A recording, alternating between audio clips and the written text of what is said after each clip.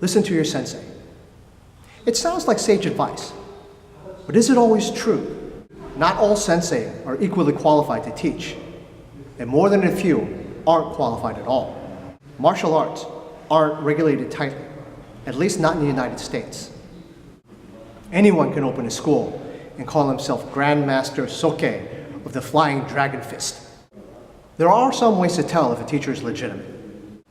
Some martial arts, like Kendo, are regulated by a single federation.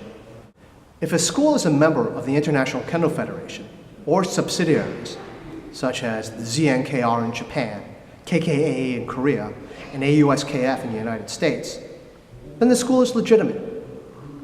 However, this institutional unity is the exception rather than the rule.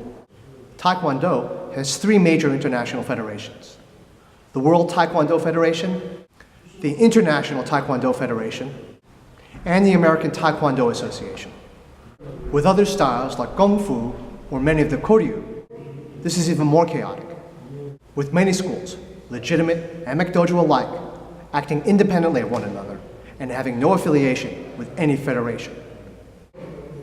Legitimacy alone doesn't guarantee a good teacher.